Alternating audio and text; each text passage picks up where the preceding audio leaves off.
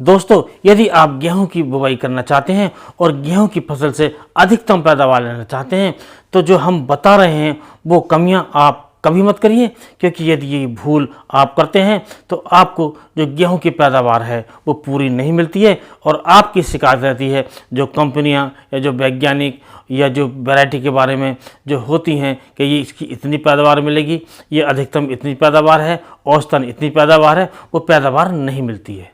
तो दोस्तों, यदि आप इन कमियों को दूर करेंगे तो आपको बिल्कुल पूरी पैदावार मिलेगी और आप अपनी गेहूं की फसल से ज़्यादा पैदावार ले सकते हैं।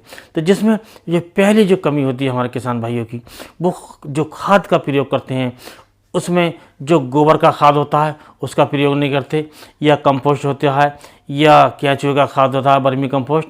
इन खादों को अवश्य प्रयोग करना चाहिए। इनमें से कोई एक प्रयोग कर सकते हैं, क्योंकि हमारे खेतों में कार्बन की मात्रा कम होती जा रही है और जिसका जो प्रमुख कारण है हमारे किसान भाई अब गोबर का खाद प्रयोग नहीं कर रहे हैं, क्योंकि जो पशुधन है उसकी संख्या लगातार घटती जा रही है और हमारे किसान भाई उसका प्रयोग नहीं कर रहे हैं। तो आप इसका प्रयोग इस रूप में कर सकते हैं, या तो गोबर का खाद या कंपोस्ट या वर्मी कंपोस्ट का प्रयोग कर सकते हैं। यदि आप ऐसा नहीं कर पाते हैं तो आप एक बार सनी या ढैंचा का प्रयोग अवश्य कर लें अपने खेत में। आप साल में कम से कम आप 2 साल में इसका प्रयोग एक बार यदि कर लेंगे तो आपके खेत में कार्बन की कमी नहीं रहेगी और आपको पूरी पैदावार मिलेगी। और कुछ कंपनियां भी कार्बन की पूर्ति करने के लिए कुछ खाद बना रही हैं, उनका भी आप प्रयोग कर सकते हैं। तो यदि आपने इसका प्रयोग कर लिया, इन जो हमने आपको बताया है, तो आपको खेत में कार्बन की कमी नहीं दिखाई देगी। जिसका जो कारण होगा, जिसका जो खास जो नतीजा मिलेगा हमें, वो हमारे जो गेहूं की जो टिलर्स की संख्या है वो ज़्यादा मिलेगी और जो पौधे होंगे वो ज़्यादा हरे भरे होंगे और जो हमारे दाना बनता है गेहूं का वो चमकदार बनेगा और ठोस बनेगा और मोटा बनेगा और कुल मिलाकर जो हमें पैदावार मिलेगी वो शानदार मिलेगी और क्वालिटी भी विशेष प्रकार की अर्थात शानदार होगी। और दोस्तों, दूसरा जो हमारे किसान भाई कमी करते हैं वो करते हैं वैरायटी के चुनाव की। तो वैरायटी इस प्रकार चुनें, जिस टाइम आप बो रहे हैं गेहूँ उसी की वैरायटी चुनें। अर्थात यदि आप अगैती बुआई कर रहे हैं तो आपको अगैती प्रजातियां लेनी चाहिए। यदि आप पिछैती प्रजातियां चाहते हैं तो आपको पिछाई समय बोना चाहिए। अर्थात जब आप जो फसल हमारी पिछैती हो जाती है तो आपको पिछैती प्रजाति का प्रयोग करना चाहिए, तभी हमें पूरी पैदावार मिलती है। हमारे कुछ किसान भाई चुनाव करते समय ये नहीं देखते हैं कि ये जो प्रजाति है ये जल्दी बोई जाने वाली है या लेट बोई जाने वाली है।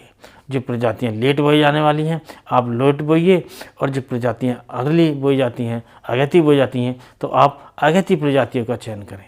इसके लिए हम चैनल पर लगातार वीडियो देते रहेंगे, तो आप वैरायटी का चुनाव अवश्य करें और इस प्रकार करें कि उसमें समय की अच्छी व्यवस्था हो। अर्थात अर्ली वैरायटी जल्दी बोएं और जो लेट प्रजातियां होती हैं उन्हें देर से बोएं, तो आपको पूरी पैदावार मिलेगी, उसके साथ साथ क्वालिटी भी शानदार मिलेगी।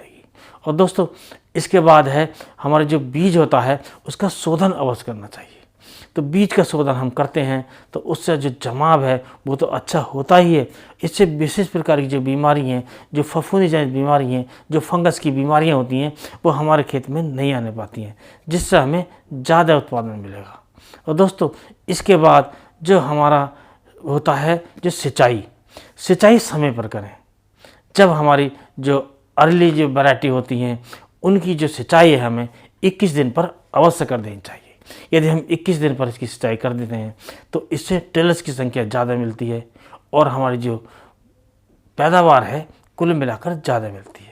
और दोस्तों, एक बात का अवश्य ध्यान रखें, जब हम पहली सिंचाई करते हैं तो कुछ खेत ऐसे होते हैं कि वो हम ज़्यादा भर देते हैं, ज़्यादा सिंचाई कर देते हैं, ज़्यादा का पानी लगा देते हैं। तो इस बात का ध्यान रखें कि पहली जो सिंचाई हो काफ़ी हमें हल्की करनी चाहिए। हल्की सिंचाई से ही हमें ज़्यादा टिलर्स मिलेंगे और हमारा जो गेहूँ का कलर है, पत्तियों का कलर है, वो हरा भरा शानदार मिलेगा। क्योंकि दोस्तों, जब हम ज़्यादा सिंचाई कर देते हैं, जो खेत का निचला भाग है उसमें कई कई दिन पानी भरा रहता है, तो हमारे जो गेहूँ की जो पत्तियाँ हैं वो पीली पड़ जाती हैं और हमारा जो टिलर्स हैं वो भी कम मिलते हैं, जिसका जो खास रिजल्ट जो होता है वो होता है कि हमें पैदावार कम मिलती है। और दोस्तों, इसके बाद हमें जो प्रयोग करना है अपने खेत में, जो फर्टिलाइजर प्रयोग करते हैं, बुवाई के समय करें या बाद में करें, उसका भी ध्यान रहना चाहिए। इसमें हमें जो संतुलित फर्टिलाइजर का प्रयोग करना चाहिए, अर्थात इसमें नाइट्रोजन, फास्फोरस, पोटास, इनका ध्यान रखना चाहिए।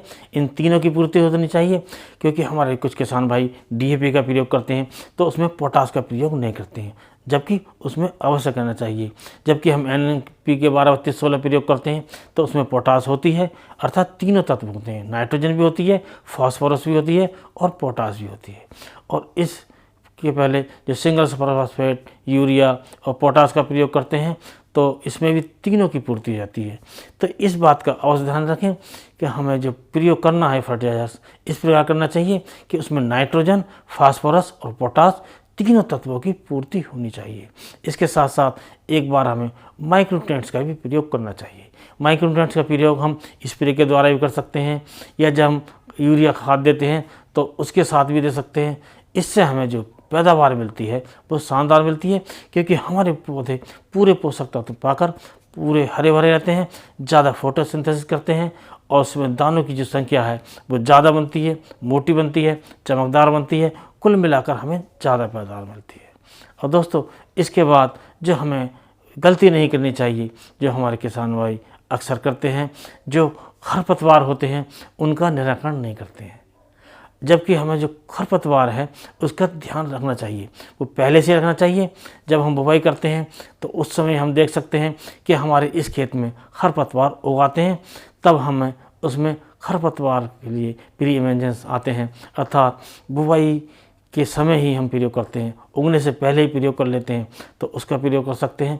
इसके लिए चैनल पर वीडियो है, उसे आप देखकर जानकारी प्राप्त कर सकते हैं। इसमें जो पेंडामेथ्रिन 30 इसी होता है उसका प्रयोग कर सकते हैं, और 1 लीटर प्रति एकड़ के हिसाब से 200 से 250 लीटर पानी में घोलकर आप 24 घंटे के अंदर बुवाई के बाद कर लेना चाहिए। अर्थात बुवाई के 24 घंटे के बाद तक हम कभी भी प्रयोग कर सकते हैं, उसी दिन भी कर सकते हैं या अगले दिन भी कर सकते हैं।